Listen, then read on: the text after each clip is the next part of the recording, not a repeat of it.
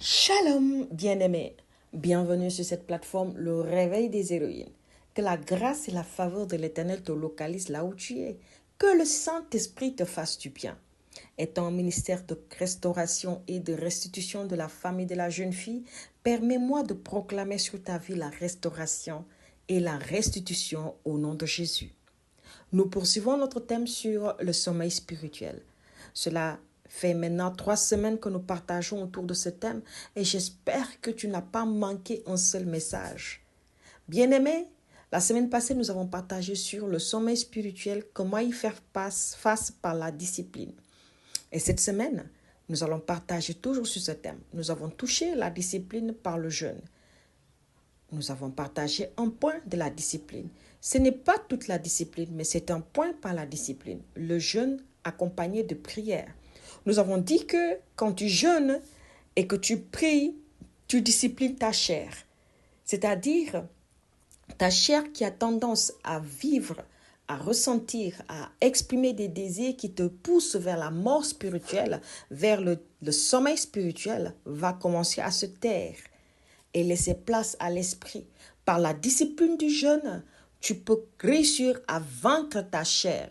Tu peux réussir à faire taire les désirs de ta chair et marcher dans la vie de l'esprit et marcher dans la vie de l'esprit tout en t'éloignant de la mort et du sommeil spirituel. Aujourd'hui, nous continuons toujours sur ce thème, mais en touchant un autre point. C'est-à-dire quoi? Faire face au sommeil spirituel par la discipline en veillant sur son temps, c'est-à-dire en rachetant le temps.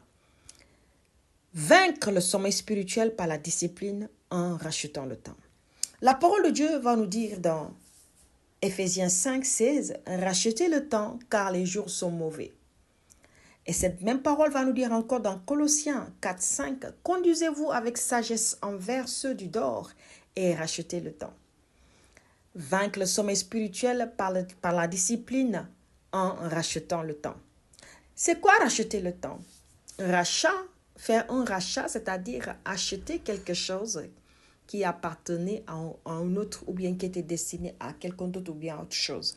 Tu as racheté la chose et la chose te revient. Racheter, c'est-à-dire cette chose pouvait t'appartenir au départ, mais tu l'as perdue.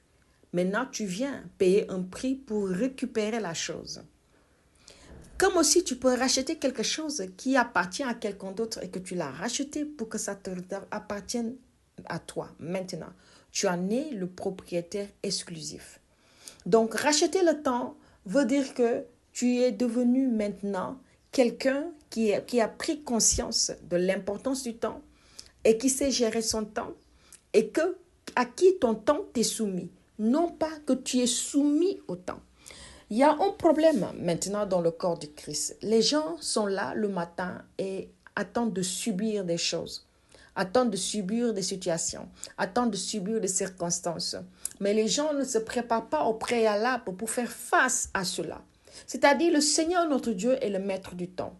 Alors si nous nous approchons du maître du temps, si nous sommes intimes au maître du temps, bien-aimés, bien sûr, nous permettons au maître du temps de nous soumettre le temps, c'est-à-dire de nous établir sur le temps, c'est-à-dire nous avons une longueur d'avance. C'est très mauvais d'être en retard.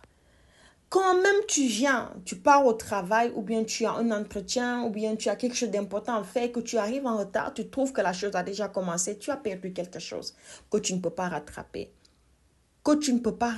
C'est quelques secondes, c'est quelques minutes, c'est quelques heures que tu as perdu, tu ne peux pas les rattraper. C'est quelques jours, quelques mois, quelques années que tu as perdu, tu ne peux pas les rattraper. Mais gloire et louange à notre Seigneur et notre Dieu qui est celui qui restaure. C'est-à-dire, il va restaurer le vide là. Mais pas seulement, il est capable de restituer parce qu'il est le maître du temps.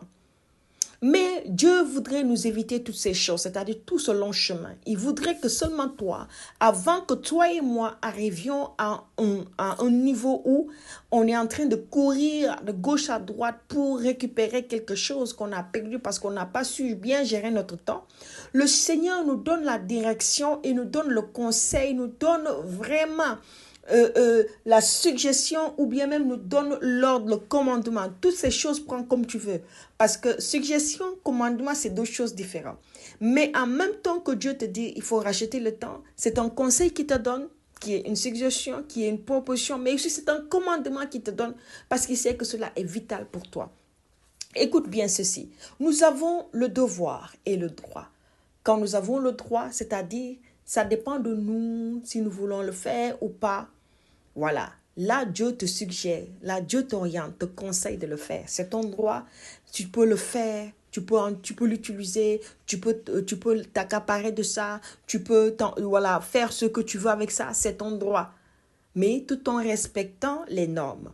Maintenant, c'est ton devoir en même temps parce que c'est une condition vitale, c'est quelque chose qui est vital. Si tu ne le fais pas, la mort spirituelle frappe à ta porte. Si tu ne le fais pas, le sommeil spirituel frappe à ta porte. Donc, qu'est-ce qui se passe? Je vais peser sur la balance entre devoir et droit. Qu'est-ce que je dois faire? J'ai le droit de dormir jusqu'à 8 heures si je ne travaille pas, par exemple, si je n'ai pas autre chose à faire. J'ai le droit de dormir jusqu'à 8 heures, 9 heures, 10 heures. Moi, je n'imagine même pas dormir jusqu'à 8 heures. C'est quelque chose que je n'imagine même pas dans ma vie. C'est quelque chose que je n'imagine même pas. Je ne m'imagine pas dans ces conditions. Dormir jusqu'à 8 heures du matin, ah bien-aimé. Si tu es dans ce cas, s'il te plaît, tu as besoin de prière. Comment un enfant de Dieu peut dormir jusqu'à 8 heures? Jusqu'à ce que l'aurore est passée, que le soleil s'est levé. Comment un enfant de Dieu qui doit prier peut dormir jusqu'à ces heures-là? Je ne peux pas comprendre. À moins que la personne soit malade, je peux comprendre. À moins que la personne soit dans des circonstances qui sont très particulières, je peux comprendre. Mais tu es en bonne santé, oui, tu as tes capacités, mais tu dis, ah, je n'ai rien à faire, c'est le week-end, je ne travaille pas, donc je dors jusqu'à 10 heures. Ah, il y en a qui dorment jusqu'à 12 heures. Eh Seigneur, tu as le droit, mais le devoir de te réveiller, de te lever, de sortir de ton lit et de t'arrêter, de chercher la face de Dieu et de programmer ta journée avec le Seigneur, d'inviter le Saint-Esprit à venir t'aider dans la programmation de ta journée pour te montrer, te donner la direction, de laisser Dieu prendre sa place. Cela est un devoir, une nécessité pour toi parce que tu sais que si tu ne le fais pas, il y a des choses que tu perds dans la journée. Et ce sont des choses qui vont se récupérer, excusez-moi, qui vont te suivre jusque, par exemple, dans 2 ans, 3 ans, 4 ans, 5 ans, que tu ne peux pas rattraper tout simplement parce que tu n'as pas su peser le pour et le contre. Tu n'as pas su peser sur la balance de manière équilibrée entre devoir et droit. Alors, tout m'est permis, mais tout n'est pas utile. Alors, le Seigneur t'appelle aujourd'hui, le Seigneur m'appelle aujourd'hui, le Seigneur nous interpelle à quelque chose de très important. Notre temps. Comment gérons-nous notre temps? Combien de temps arrêtons-nous à faire des choses inutiles? Là où on va, là où on nous invite, ce qu'on fait de nos journées, est-ce que c'est ce que Dieu veut? C'est pas partout où tu dois être. C'est pas partout où tu dois être. C'est pas dans tous les programmes que tu dois être. C'est pas dans toutes les sources que tu dois être. Non, tu peux pas être partout. C'est pas possible. C'est pas tout ce que tu dois faire. C'est pas tout ce que tu dois faire. Ton pied, tu dois savoir là où tu dois mettre ton pied. C'est pas tout ce qu'on te donne à faire que tu dois faire. Qu'est-ce que Dieu attend de toi? Il y a des lieux où Dieu ne veut pas que tu sois là. Il y a des choses où Dieu ne veut pas que tu t'en mêles. Il y a des situations où Dieu veut que tu aies un savoir garder. Où est-ce que Dieu veut t'amener? Qu'est-ce que Dieu veut faire avec ma vie? C'est ça la question. Est-ce qu'on peut répondre à cette question-là? Ce que je veux faire là, est-ce vraiment utile? Oui, ça m'est permis. J'ai le droit de le faire. Mais est-ce réellement utile? Est-ce un devoir? Est-ce ce qui glorifie Dieu? Est-ce que si je pars dans cet endroit, est-ce que si je fais cela, est-ce que cela plaît à mon Dieu? Est-ce que c'est ce que Dieu veut pour moi? Racheter le temps. Je dois me programmer ma journée avec le Seigneur. Quand je me lève le matin, je confie d'abord ma journée au maître du temps. Lui qui sait toutes choses. Lui qui a déjà destiné quelque chose pour moi. Lui qui a déjà une provision pour ma vie. Il a une provision. Sa parole va nous dire ceci. Oui, que le matin, chaque matin, ses bontés, ses compassions se renouvellent. Chaque matin. Chaque matin. Alors si toi, le matin, tu dors, tu te réveilles l'après-midi. Tu te réveilles l'après-midi. Ou bien tout le matin, tu n'es pas allé chercher les bontés, les compassions de ton Créateur, de ton Dieu. Et tu t'attends à ce que ces bontés, ces compassions se manifestent dans ta vie. Mais c'est illogique. Mais c'est illogique. C'est illogique. C'est quelque chose qu'on peut pas, qu'on ne doit même pas se permettre de calculer. C'est illogique. Alors le maître du temps, c'est notre Seigneur, notre Dieu, mais encore plus profondément, c'est notre papa. Donc il nous aime. Il peut nous donner tout ce qu'on lui demande dans sa volonté.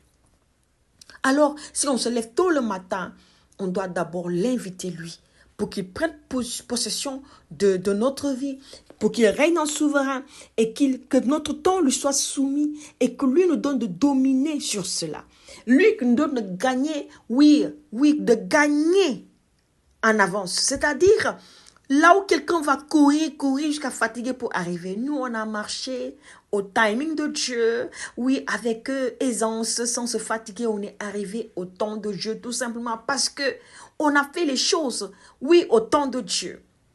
Bien-aimé, j'aimerais appeler quelqu'un, jeune fille, jeune femme, chère maman, un peu de sommeil, un peu d'assoupissement, un peu croiser les bras pour dormir, pour se reposer, et le dévoreur et le voleur viendra frapper, viendra détruire, viendra apporter la disette, la honte, viendra apporter la maladie, viendra apporter tout ce qui peut détruire. Parce que tout simplement, on a été emporté par la paresse spirituelle. Alors, trop dormir ou mal gérer son temps fait partie de la paresse spirituelle. Mais autre chose, on a parlé ici de paresse spirituelle, c'est-à-dire, on ne fait pas les choses qu'on doit faire autant qu'il faut faire avec le Seigneur. On laisse trop les choses prendre du temps et après on court derrière Dieu. Alors que Dieu nous a donné rendez-vous tôt le matin, mais on n'a pas répondu à son rendez-vous. Et après, nous, on veut venir, on veut l'imposer, nous, notre rythme, pour qu'il nous réponde, oui, dans l'après-midi, ce qu'il devait nous dire le matin. Dieu sera toujours là pour nous, mais il sera là pour autre chose. Parce qu'à cet après-midi-là, il a prévu autre chose pour toi. Mais le matin, là, ce qu'il a prévu pour toi, comment tu vas faire pour récupérer ça? Alors le Seigneur ne veut pas que tu rates tes bénédictions. Tôt le matin, va chercher sa face. Et arrête de dormir. Oh mon Dieu, je ne veux même pas dire 7 heures, parce que si je dis à 7 heures, d'autres ne vont pas comprendre. Mais au minimum, avant 8 heures, réveille-toi. Mais arrête de dormir. Arrête de dormir jusqu'à ce que le soleil te trouve sur ton lit en train de dormir. C'est pas normal.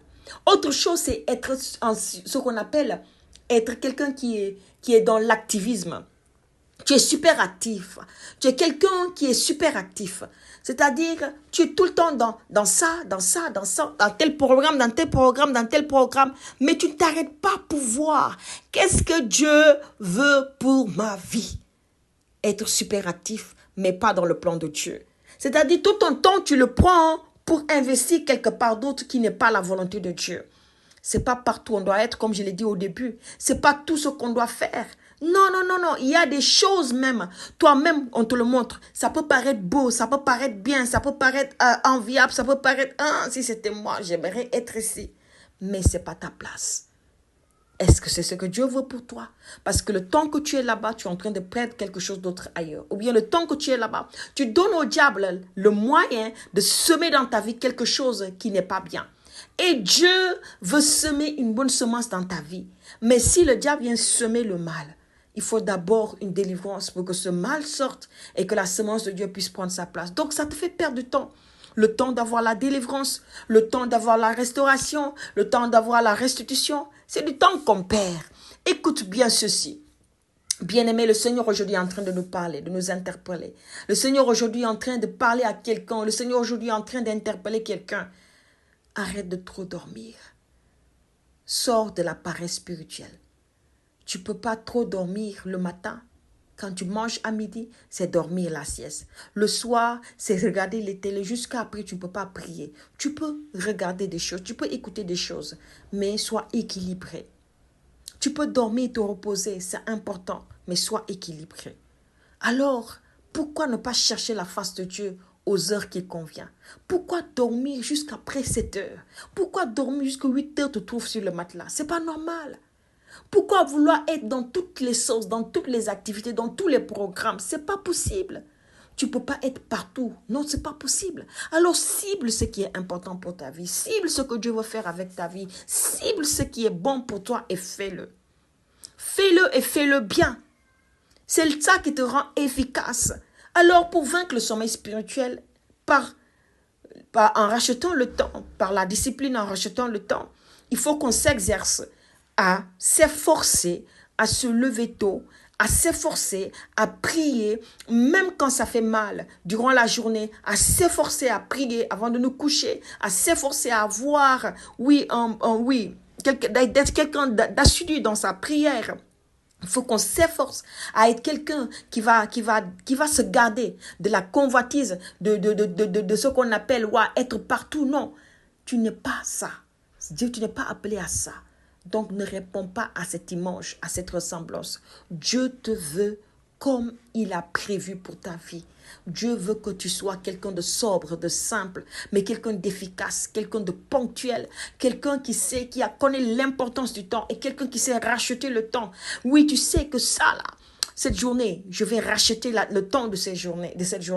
Tu te lèveras demain matin tôt et tu vas regarder ta vie. Tu dis, je rachète le temps de cette nouvelle journée. Je déclare que le voleur, le dévoreur ne va pas voler mon temps. Je déclare que le diable ne va pas voler mon temps. Mon temps sera utile. Mon temps ne sera pas inutile. Je ne vais pas investir mon temps là où il ne faut pas, mais je vais investir mon temps là où Dieu veut et comment il le veut. Au nom de Jésus, je vais déclarer ces paroles sur ta vie et je déclare au nom de Jésus qui est de Nazareth. Tout ce qui t'empêche d'être efficace, tout ce qui t'empêche, de racheter le temps, te quitte et te lâche au nom de Jésus-Christ de Nazareth. Je chasse loin de toi cette paresse spirituelle maintenant, au nom de Jésus-Christ de Nazareth. Toi qui es super actif, oui, tu es super actif, peut-être tu es une femme, une jeune fille, mais tu es super active. Tu veux être partout. Partout on t'appelle, tu veux être là-bas. Alors que ce n'est pas ce que Dieu veut forcément pour ta vie. Dieu veut que tu t'arrêtes et que tu cibles ce qu'il veut que tu fasses et que tu le fasses très bien. C'est là où tu auras de bons résultats. Je proclame sur ta vie au nom de Jésus que cet esprit de dispersion te quitte au nom de Jésus. Ton temps maintenant, tu peux le gérer normalement au nom de Jésus et ton temps est soumis à Dieu dans le nom glorieux et merveilleux de Jésus-Christ de Nazareth. J'ai prié. Bien-aimé, si ce message t'a touché, je vais t'inviter à partager autour de toi afin de bénir une vie. Je te donne rendez-vous demain pour poursuivre ce thème, pour toucher encore un autre point de la discipline par la grâce de Dieu. Shalom chez toi.